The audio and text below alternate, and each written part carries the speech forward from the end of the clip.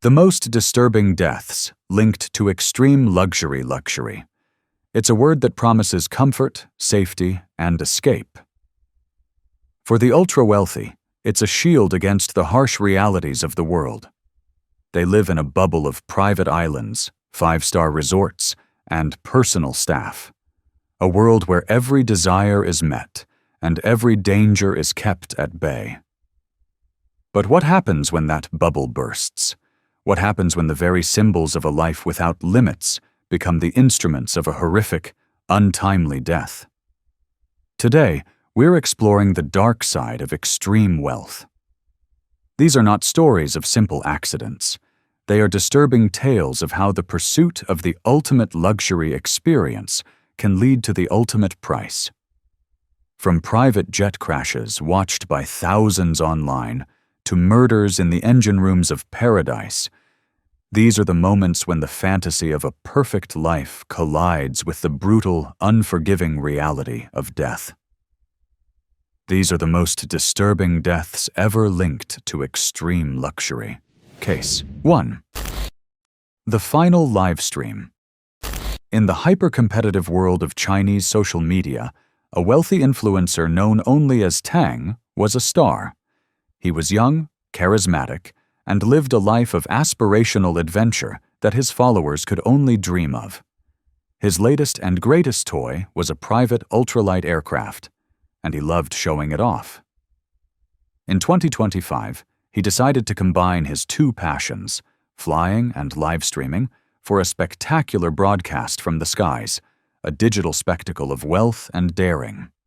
But Tang's enthusiasm far outpaced his experience. By his own account, he had only about 6 hours of practice in the aircraft, yet he confidently claimed to have mastered its controls. This level of overconfidence was a fatal flaw in a high-stakes environment. He was fully aware of a dangerous, recurring issue with the plane's fuel gauge, a problem that had already caused 2 near accidents in 2024, where he had narrowly avoided disaster after almost running out of fuel mid-flight. He ignored these clear warnings from his own machine. On the day of his final flight, he chose to fly solo, splitting his attention between piloting a potentially faulty aircraft and performing for his online audience, a deadly division of focus. Hundreds of viewers watched live as the stream began. For a while, it was exactly the kind of content that had made Tang famous. Beautiful views, a handsome pilot, the vicarious thrill of private flight. Then, the engine note changed. The horizon in the camera's view began to tilt at a sickening angle. On the stream, viewers could hear the shrill, panicked whine of the engine as Tang lost power, or perhaps control.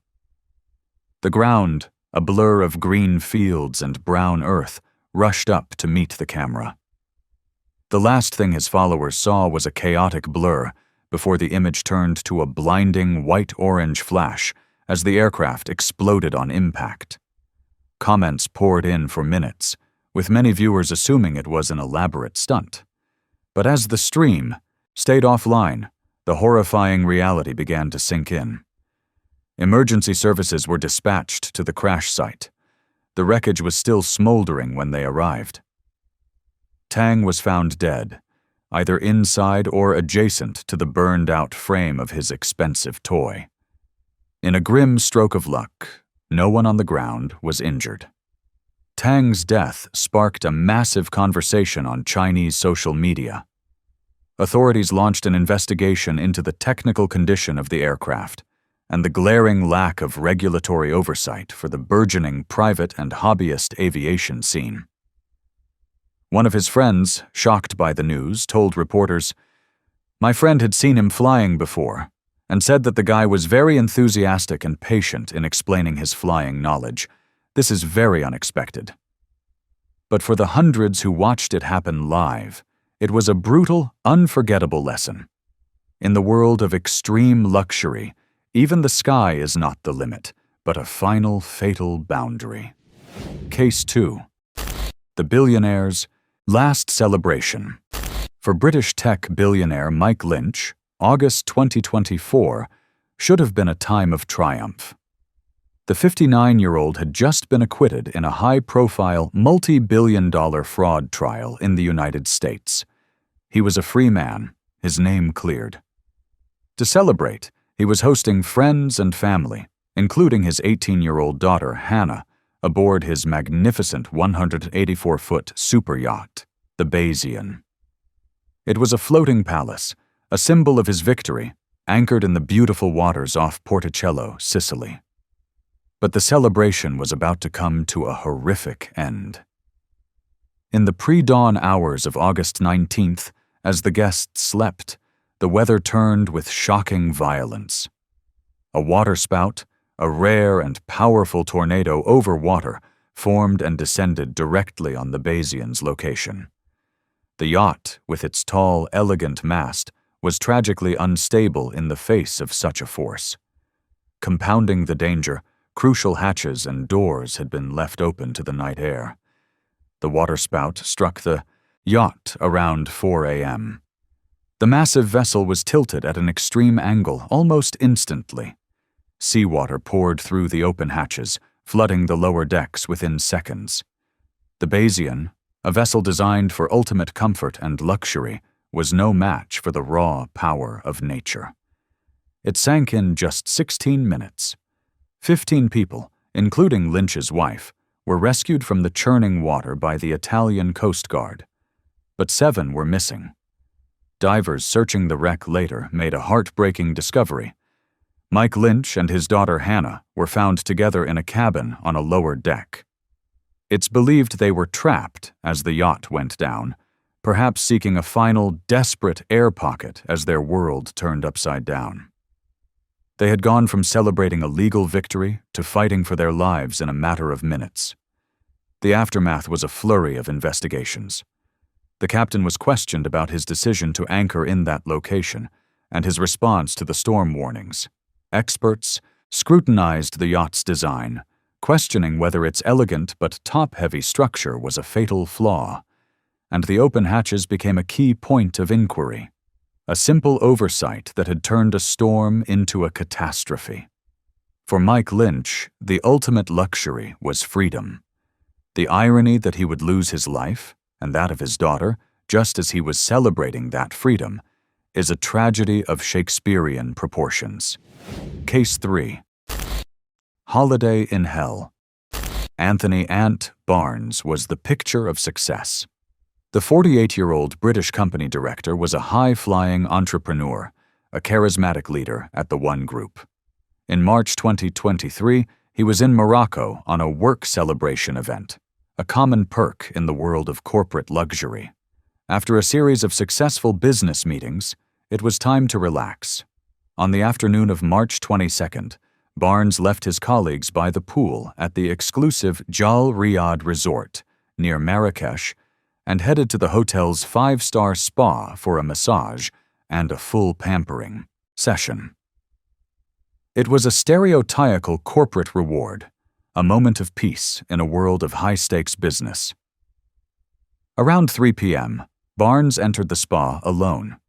Roughly an hour later, as he was deep within the tranquil, candle-lit complex, disaster struck. A small internal explosion, the cause of which is still debated, triggered an intense fire. Thick, toxic smoke instantly filled the narrow, labyrinthine corridors of the spa. The power cut out, plunging the serene space into a dark, choking nightmare. Outside, his colleagues saw the smoke pouring from the building and sprinted towards the spa entrance. But they were pushed back by the intense heat and smoke. The emergency response was chaotic and delayed. Fire crews, when they finally arrived, struggled to access the building and, shockingly, lacked sufficient breathing apparatus to enter the toxic environment immediately. For 20 agonizing minutes, Anthony Barnes was left trapped inside the burning building as his colleagues and firefighters watched helplessly from the outside. By the time the fire crews were able to penetrate the building, it was too late. They found Barnes, disoriented and collapsed in a back area, overcome by the smoke before the flames had even reached him.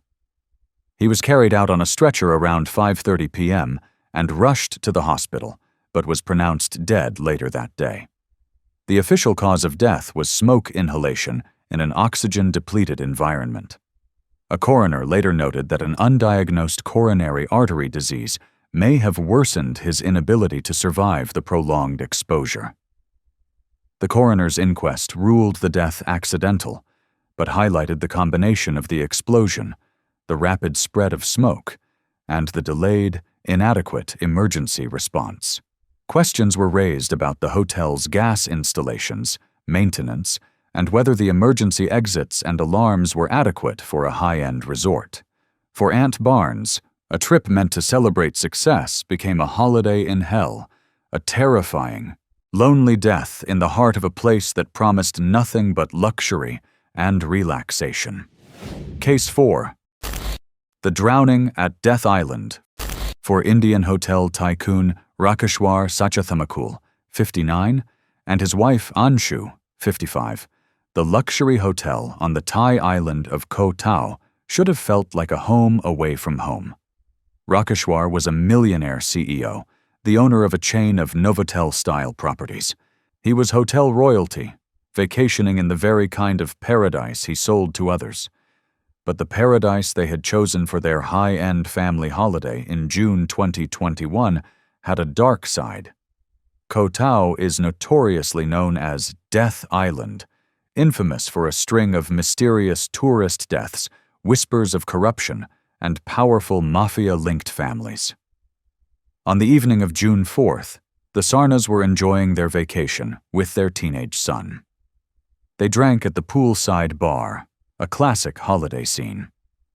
Later, while their son went for a walk along the nearby Shark Bay beach, the couple decided to go for a late-evening swim. They entered the pool, a shimmering oasis in the tropical night.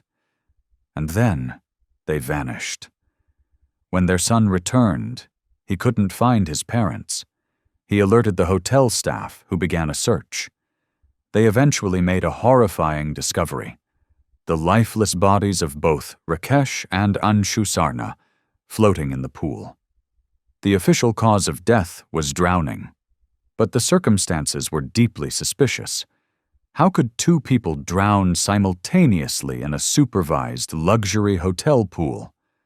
The investigation revealed a series of disturbing red flags. Crucial CCTV cameras that should have been monitoring the pool area were, inexplicably, not working that day. The couple had been drinking alcohol before their night swim, and there was no lifeguard clearly on duty. Thai police quickly denied any link to Koh Tao's sinister reputation, insisting it was a simple, tragic drowning. But the lack of video evidence and the island's history fueled intense speculation online. Had they been intoxicated? Did one of them have a heart attack? Or was there foul play involved, another dark secret swallowed by Death Island? The ultimate irony is that Rakesh Sarna, a man who built his fortune on providing safe and luxurious experiences for travelers, died in the one place he should have been safest: a high-end hotel pool. His death, and that of his wife, became another chapter in the grim legend of Koh Tao, a chilling reminder that even in the most curated of paradises, danger can be lurking just beneath the surface. Case 5. The Billionaire's Mercy Flight. American coal billionaire Chris Klein was a man used to getting what he wanted. The 60-year-old self-made tycoon was worth over $1 billion and was celebrating his birthday in grand style, hosting his family and his daughter's friends at his private island, Big Grand Cay, in the Bahamas. It was the ultimate luxury getaway. But on the night of July 4th, 2019, the party came to an abrupt halt. One of his 22-year-old daughter, Cameron's college friends, Jillian Clark, suddenly fell ill. In the remote luxury of a private island, a medical emergency is a serious problem. But for a billionaire like Klein, there was a simple, ultra-wealthy solution. He ordered his private helicopter to fly the group to Fort Lauderdale, Florida, for medical attention. The flight was scheduled for 2 a.m., a high-stakes mercy mission in the dead of night. But the decision was fraught with risk. The helicopter had recently been in the shop for maintenance. In a chillingly prescient conversation, one of the pilots, when asked what the issue was, had ominously replied, "Everything." Despite this, the flight went ahead. The helicopter arrived from Florida around 1:40 a.m. and departed shortly after 2 a.m. with 7 people on board: Klein, his daughter Cameron, her 4 friends, and the 2 pilots. Within 1 minute of takeoff, a witness on the ground saw the helicopter's lights begin to spin erratically as it descended. They heard a series of whoosh, whoosh, whoosh sounds as the rotors beat the air, and then the aircraft slammed into the sea. It capsized in just 16 feet of water. All 7 people on board died in the crash.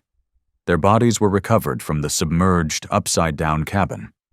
The National Transportation Safety Board investigation later pointed to a loss of control and spatial disorientation by the pilots at low altitude in the darkness, a situation likely exacerbated by the unresolved mechanical issues. The case became a tragic symbol of the phrase, "Wealth can't buy safety." A private island, a private helicopter, and an elite medical plan had all combined to create a simple, brutal crash. Governor Jim Justice of West Virginia, a friend of Klein's, tweeted, "Today I lost a superstar and a close friend." For the families of the 7 victims, it was a devastating loss, a night of terror that began with a young woman's illness and ended in a watery grave. Testament to the fact that even for billionaires, some problems can't be solved by simply throwing money at them. Case 6. The Billionaire's Playground. For the ultra-wealthy who charter super yachts for over $165,000 a week, the experience is one of seamless luxury. But this fantasy is powered by an invisible class of young workers who live and work in the cramped, demanding world below deck. 20-year-old Paige Bell, a South African crew member, was one of them. On July 3, 2025, while working aboard a multi-million-dollar private superyacht anchored off Harbor Island in the Bahamas, a place known as a billionaire's playground, her dream job became a nightmare. Paige was on duty, performing routine tasks in the yacht's engine room area while the vessel was at anchor. It was a hot, deafening, and isolated space. Sometime during her shift, she was attacked. Other crew members, noticing something was wrong, entered the engine room to a horrific scene. They found Paige's body. She had been stabbed multiple times. Lying nearby was another crew member, a 39-year-old Mexican engineer named Brigido Munoz, with self-inflicted cuts on his arms. Authorities were called, and the idyllic beach backdrop became a crime scene. Paige Bell was declared dead. Munoz was taken into custody and charged with her murder. The investigation painted a grim picture of life below deck. Yacht industry critics have long pointed to the risks of long hours, cramped quarters, and significant power imbalances between crew members, especially when conflicts turn violent in such isolated environments. There was allegedly no effective security separation between male and female crew members in the isolated areas of the yacht. The confrontation likely happened in the hot, deafening engine room, a place where the sound of pounding machinery could easily drown out screams. Investigators believe Munoz attacked Bell and then attempted to take his own life, leaving both of them on the floor amid pools of blood and engine grease. As of mid-2025, Munoz was facing prosecution in the Bahamas. The yacht's own marketing promised charter vacations of a lifetime. The brutal murder of Paige Bell exposed the dark reality behind that promise. As the legal news outlet Law and Crime described it, it was a shocking murder aboard a luxury super yacht, anchored off the coast of a picturesque beach in the Bahamas.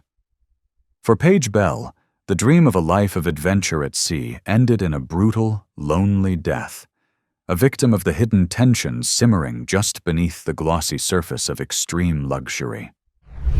6 stories. 6 glimpses into a world where money is no object, but death is the final, non-negotiable price. From a billionaire's daughter to a young crew member, these victims were all caught in the crossfire of extreme luxury, where the very things that were supposed to provide safety and comfort became the instruments of their demise. These tragedies remind us that no amount of money can insulate you from human error, the forces of nature, or the darkness within the human heart. The world of super yachts, private jets, and 5-star resorts may seem like a fantasy, but the deaths are real, the grief is real, and the danger is real. They prove that the ultimate luxury is not wealth or power or escape. It's life itself. And that is something that no amount of money can ever buy back.